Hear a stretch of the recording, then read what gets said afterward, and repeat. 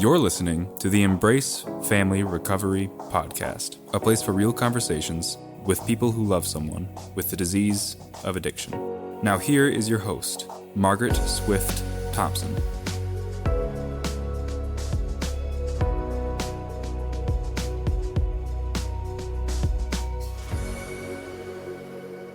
Welcome back. It is beyond exciting for me today to welcome Karen Casey, the best-selling author of Each Day a New Beginning, also referred to by many as the godmother of women in recovery. During this episode, Karen discusses always feeling like she came out of the womb as a codependent alcoholic and explores the reasons why she felt this way, including taking the wise suggestion of talking with the elders in her family and all that she gained from that brave experience. Please meet Miss Karen Casey. The Embrace Family Recovery Podcast.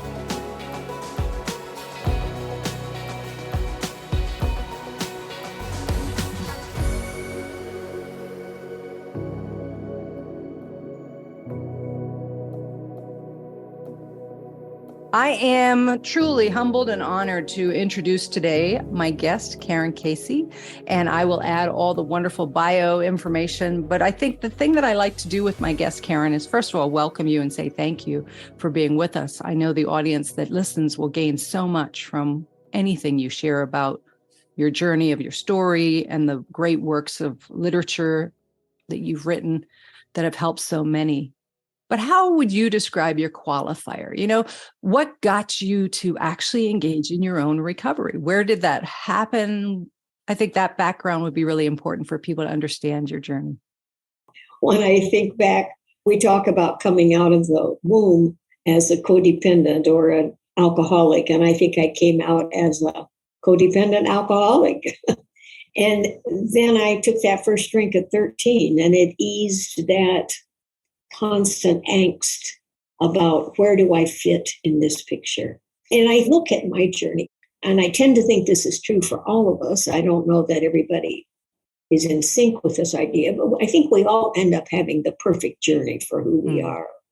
And I ended up always on the search, which this is really where my codependency comes in, even after that first drink, always on the search for somebody to be my other half.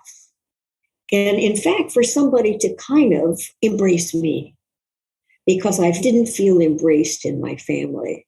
And it wasn't that my family was a crazy alcoholic family, but my dad was, I grew to understand later in life, a very fearful man. So he was always very angry. And so it was a family filled with tension. And I had two older sisters and a younger brother. And none of us turned to each other. And I don't know that that's so unusual for the period of time when I was born. I was born in 1939. And during that period of time, you know, we're in the Second World War, and no family is probably embracing each other in the way that we think today is a healthy way to do, because everybody was worried about whether or not they were going to be able to put margarine on the table. No. Not butter. This is back in the days when we couldn't afford butter. Right. And so the oleo was white. It looked like lard. It always came with this little plastic thing filled with red orange stuff that you squeezed into the lard, and you squeezed it all together so that it looked yellow. Wow. And I remember saying to my mother, when I grow up, I'm never going to eat margarine again. And in fact, I stuck to that. But at any rate, it was not that my family wasn't a loving family, but there were too many other concerns to be able to take time to express it. So I looked to boys and then men. And of course, I chose one wrong man after another. And so in my first marriage, which was a very alcoholic marriage, both Bill and I were extremely unhealthy alcoholics. I didn't recognize it in me. I could see it in him. It's oftentimes easier to see it in someone else. But after a tumultuous 12-year marriage, he left for somebody else. And it was at that period of time that I just continued to replace him with other unhealthy alcoholics. And I truly mean, I think that all of that journey was fortunate in its own way. But the fortunate thing was that one of those individuals ended up in treatment.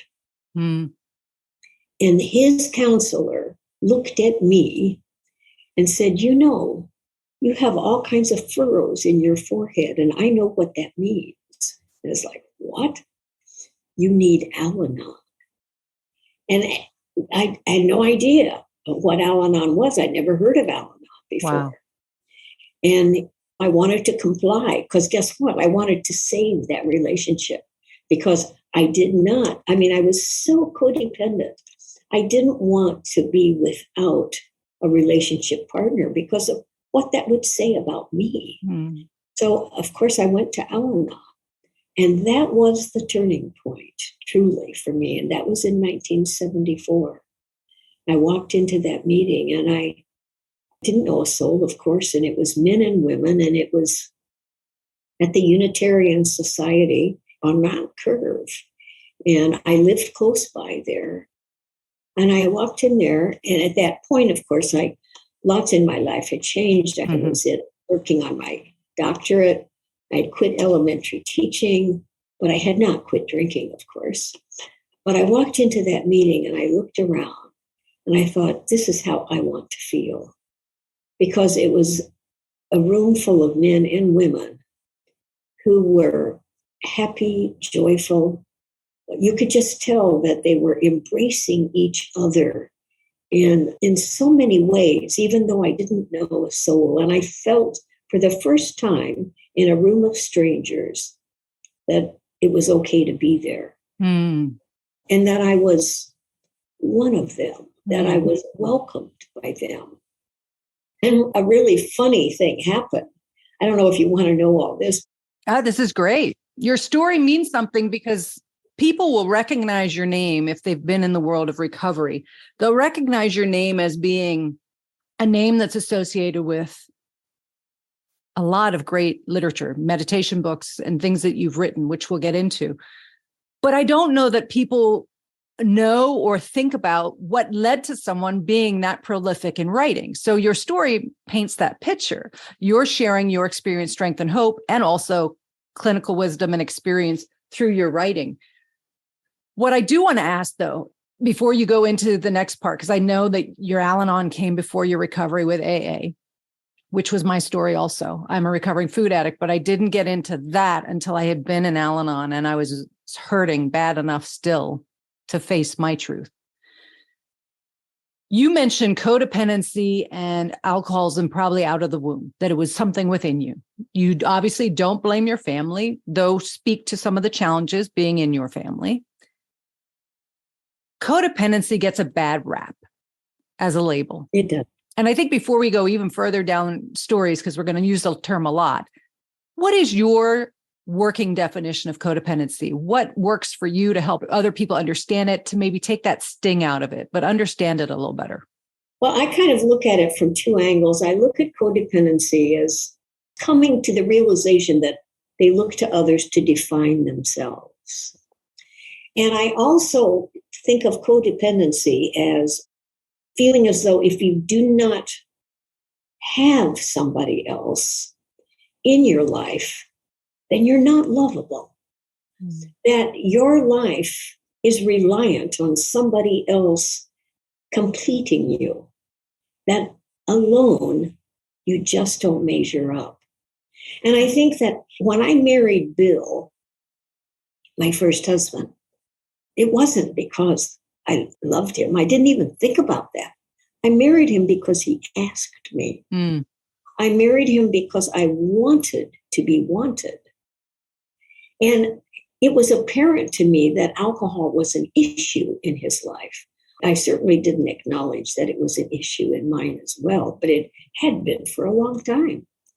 But I succeeded in having somebody want me. And, you know, that also fits into that I don't think codependency is necessarily the same thing for everybody, but for everybody, I think we let others define ourselves and we try to control others' behaviors so they won't reject us. In that marriage, I did everything I could to really keep him in the marriage, and he wandered off anyway. But I want to go back for just a moment, Sure. if I can, Margaret, to that Al-Anon meeting, because this is so funny, actually. They sent me home from that first meeting with the book One Day at a Time in Al-Anon. I had never, ever seen a meditation book before. And I went home and I read it from cover to cover, of course. And I thought, oh, I've got this. This is no big deal. I can figure this out. And I went back that next week. And they said, well, how are you? And I said, oh, I'm just fine because I finished the book. But the thing about that I often think about is, I don't know how this will sound to our listeners, but it was kind of like God's little joke. It's like, okay, Karen, I'm going to introduce you to a meditation book, because guess what? It's what I want to call you to do a little bit later in your own life. I mean, when I think about that, the introduction to that, but I kept going to Al-Anon. I was kind of in and out of Al-Anon, but I was in and out of one unhealthy relationship after another. And that's ultimately how I ended up in AA. But, you said something that made me recall an experience with my mother about coming out of the womb, as I said, as a codependent alcoholic. And this, I think, is such a significant experience with my mother. Like so many of us, I don't know that we grow up having great relationships with mothers as women. And my mother and I weren't really at odds. There just wasn't a closeness, but there wasn't a closeness with anybody. But with my mother, after I was sober for a little over a year, I took Terry Williams. Did you know Terry? I didn't get the pleasure to meet him. Well, he taught a class in family of origin. And it wasn't part of the Hazelden package, but he volunteered at a program separate from Hazelden. And anyway, he taught this family of origin class. And in it, you were assigned to go talk to your ancestors still living, your elders. And I talked to my mother and dad. And this is really crucial, I think, in the imprinting on my life. And I think that that's what happens to every member of every family. They are imprinted in some way. Sure. My mother, I said, tell me about your life. And she immediately started to just weep. And I was totally unprepared for that. And I held her and I said, what's the matter, Mother? And she said, I never felt like a good wife or a good mother. And I never wanted you when I was carrying you. And she said, and that's why I think you're alcoholic. And I said, no, Mother, that has nothing to do with why I'm alcoholic. I said my own wrong choices. But I said, that answered so many questions for me, Margaret, because of that codependent abandonment feeling that I had been born with. Because in fact, in the womb, I had been abandoned. And there was a history to that. She had tough pregnancies with my older sisters. And the doctor said, don't have any more children, Thelma. And my dad, of course, wanted a boy. And so she was really unhappy in the pregnancy and didn't want me. This podcast is made possible by listeners like you. Are you dreading the holidays? Or are you excited for the holidays? Are you just wondering how to navigate the holidays with the disease of addiction as a family member? I have a resource for you. For the second time, I will host 4 complimentary Embrace Family Recovery coaching groups. We will meet Wednesday, November 5th December 6th and 20th, and January 3rd, to learn, support, strategize, and build a community together so that this holiday season can be more peaceful. You will need to register to be a part of this complimentary 4-part coaching series. So please find the link in my show notes below. You're listening to the Embrace Family Recovery Podcast. Can you relate to what you're hearing? Never miss a show by hitting the subscribe button. Now back to the show. I think that when we have the bigger picture of our lives within our families, it all begins to fit together as to who we become. Well, the other piece, Karen, is what an amazing gift you received and she received in that discussion. I tell you, Margaret, she could never have told my dad that. Yeah. Because he wasn't physically brutal man, but emotionally, he could be very brutal. And he would have shamed her something terrible. So she was relieved, I know, by telling me.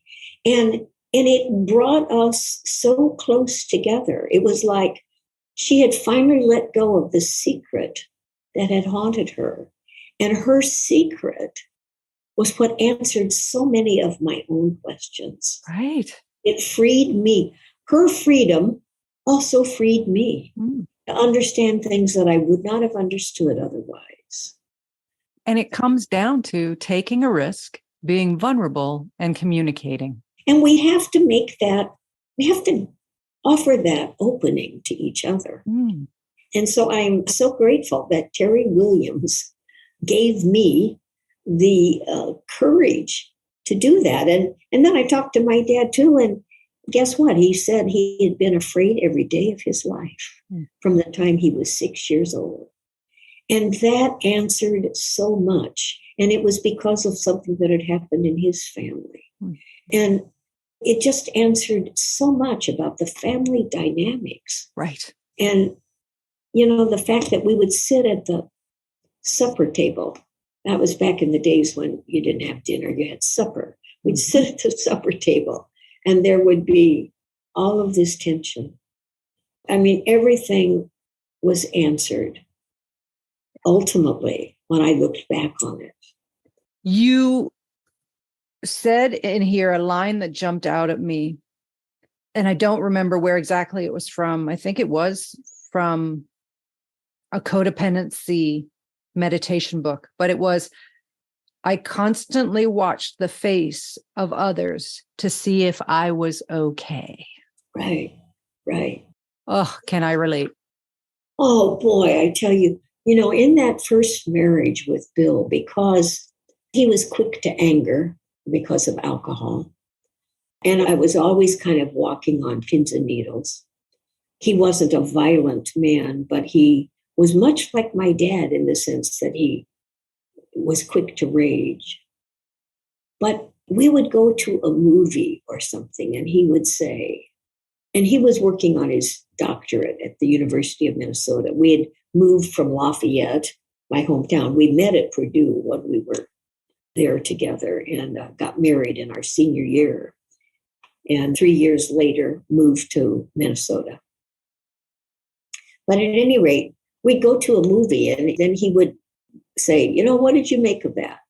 And honestly, Margaret, I would just rack my brain to think, what should I think of it? What is he thinking of it?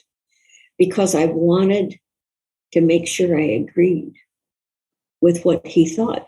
And he always seemed to imply that, oh, well, you don't know, you're only a third grade teacher, you know. And so I would just always want to make sure that I tried at least to say something that would be approved of. You know, what a hell of a way to live. Painful. Very painful. And I think that that's what the codependent so often lives with. You know, trying to figure out either how to fit in or how to change that person so that they are loving and kind or so that they don't embarrass you when you go out. It was just mind-boggling. I was walking a tightrope all the time as a codependent. What is astounding to me, and I have to believe it works this way because of the work you've done in your recovery, is to go from a person coming out of a movie with a primary partner, worrying about what to say to be acceptable or respectable or whatever the vision that you felt you wanted to receive from him, goes to writing 30 books of their own words and putting them in black and white. Like, could we do anything more opposite of that experience? I know. That, and I look at that too. And honestly, Margaret, it's like, that's how I know it was God. And, when I came into recovery, that very first meeting I went to, and I was May 24th, 1976 in AA. And again, I had been in couples counseling. There were 6 couples, but guess what? My partner never showed up once. There were 6 sessions, and each couple was to share in one session, their own struggles and get feedback. Every week, of course, you can just imagine, as the classic codependent, each week I went in with even a better excuse than the week before as to why my significant other couldn't be there once again. Because it would look bad for me, Obviously, he didn't love me. I didn't want them to realize. I was trying to keep them from both judging him and judging me. So I always had these great excuses. Codependents have the greatest excuses in the world until they get help. Right. And so at any rate, that very last session, she finally said, Karen, I'm not so sure you're in a relationship, which kind of stunned me. It's like, well, because I kept thinking I was. Mm-hmm. And she said, you just tell us a little bit about your own journey. And I began to share. And she stopped me. I hadn't gotten very far into it. And she said, Karen, I'm thinking that what you really need at this point in your journey is Alcoholics Anonymous. And it was like, really? It's like, no kidding. True, I loved alcohol. Right. I never stopped drinking because I'd gone to Al-Anon, and I was a Jack Daniels daily drinker. And I loved alcohol. And I was one of those people who thought it was really cool that I could drink more than that big guy down there. But I said, because I codependently wanted to comply, wanted to be approved of, I said, okay, I'll go to AA. And so she asked if there were some people in the group who would take me. And of course, there are always people who want to help others find the journey. Right. And so that following Monday night, I showed up. And these people did meet me, in fact, at St. Paul Episcopal Church by Lake of the Isles. And I went in, and I kept thinking, what if they don't show up? Will I go in or not? And about that time, they came. And I walked in, and actually, I didn't see much of them after that. They just kind of ushered me in. And I looked around, and I was dumbfounded because it was about 200 people. It was much like in 1974 when I'd gone to Al-Anon. There were all these people, gorgeous people, 30 and 40 years old, hugging and smiling. And I thought, remember Parents Without Partners? That was an organization here in Minneapolis in the Twin Cities. I've heard of it. And it was kind of set up for people who had kids, and they were trying to maybe meet other people. Sure. So a lot of people got recoupled in Parents Without Partners. And I looked at this and I thought, oh, this is kind of like Parents Without Partners. Look at all these good-looking men. This is where I should have been all along. And I wasn't there for any of the right reasons. Right. I just figured I don't have to sit on a bar stool. I can just come to a meeting like this. But the miracle is that the desire to take a drink immediately lifted. And I never took another.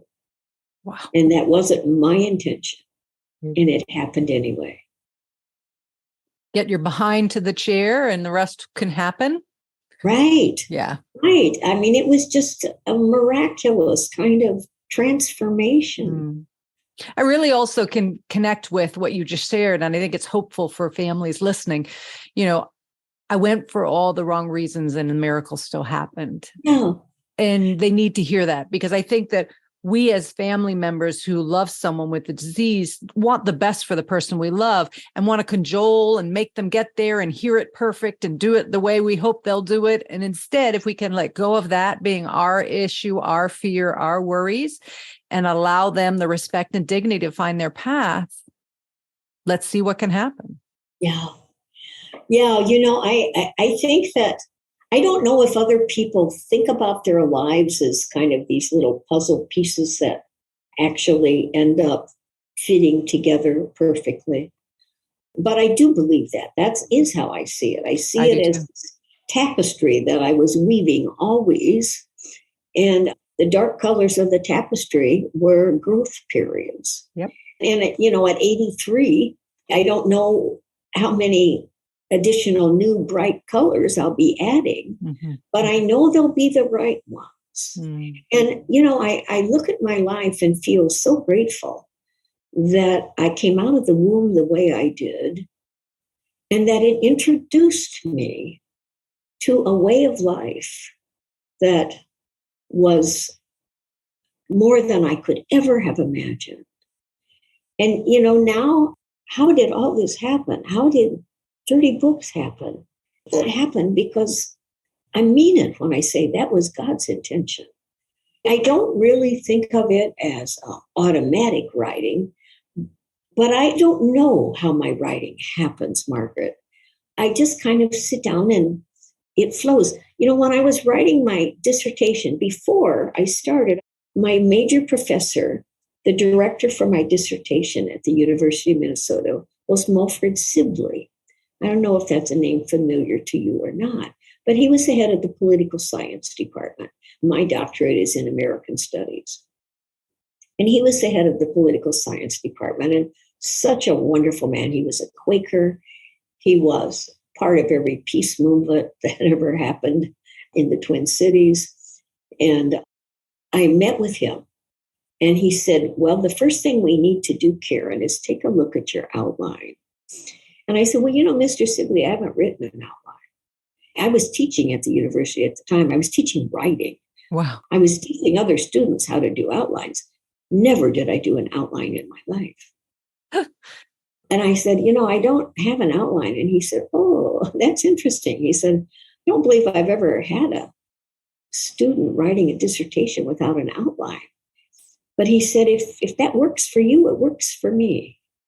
And, I think back on that. If he had been any other kind of person, I'm not sure the rest would have rolled the way it did. And so, again, I look at that as the right person in the right place at the right time. Absolutely.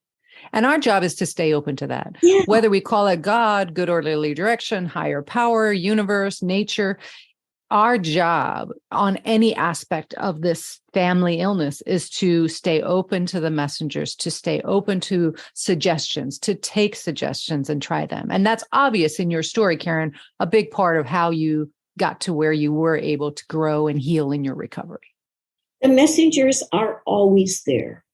Always there for all of us. And sometimes the message isn't all that pleasant.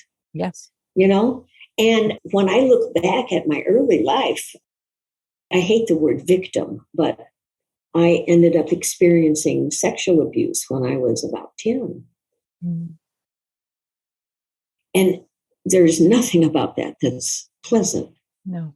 But when I was much older and got into counseling to try to look at it from a different perspective, it was a miraculous turnaround because it is the very thing that deepened my awareness of forgiveness and what forgiveness is really all about. And it changed me in ways I could not have imagined. Mm-hmm. In that counseling experience, and I share this with our listeners, who some of them maybe have had something similar. First of all, I want to say, talk to somebody about it. Yeah. Because it's just crucial to share with somebody else so that they can maybe guide you on how to look at it differently. Mm-hmm. Because seeing something differently is so important. Mm-hmm. And anyway, this counselor said, you need to sit down and just write out all of the feelings you have. And so that was one of those things where I was just pounding the computer with all of my unresolved anger and everything, Sure. And I felt like, wow, I've gotten rid of all of that. Well, much to my surprise, it wasn't over. It was probably 4 or 5 days later. And this was so unexpected. I ended up feeling that kind of call to sit down at the computer. I wasn't thinking anything. I just found myself writing. And it was a letter. The previous one had been a letter to him. This was a letter, Dear Karen. Mm.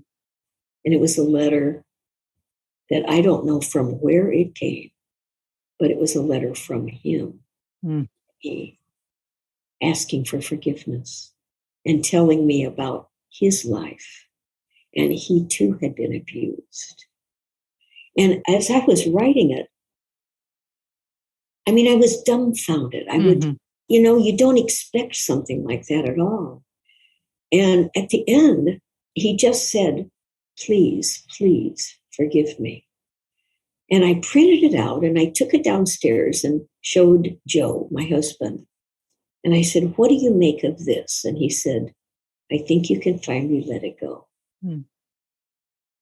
And so what I think I'm trying to say is we stay caught and trapped by experiences from the past that we finally have to figure out how to I use the word embrace, but I don't mean embrace in a loving way, but embrace and say, yes, that happened. And now what? And figure out how to finally move on from it. And so it really changed how I looked at how people come together, why people come together, and what there is to learn as the result of that coming together. Not every coming together is pleasant. No. But every coming together has a lesson in it. And one we may wish we never had to go through. I'm also a survivor. Right. And I wish that never happened. And I don't think that I truly appreciated how it formed my being in the world until I did do work on it and put some things to rest. And I think it's important to say, and I'm guessing you would say this too, Karen, forgiveness is really for you, not for them. Right. Which I don't think a lot of people think. They think it's all about letting them off the hook. And that's not what you're saying at all. Right. No, it's lightening my load. And I think that when we really are able to embrace that whole idea of forgiveness, it changes how we see everything around us. That clouded so much of my experience. So it really freed you. It freed me. It freed me. Oh, what I love about talking to people who I have respected and admired in the profession of working with people with the disease of addiction. Courage looks like different things to different people, but for me, Karen Casey's courage to write 30 books to help others and share her truth is inspiring. Come back next week when Karen will discuss the powerful realization she came to around attachment and the meaning of it and how it can affect your life and relationship with others in profound ways. I want to thank my guest for their courage and vulnerability in sharing parts of their story. Please find resources on my website, embracefamilyrecovery.com. This is Margaret Swift Thompson. Until next time, please take care of you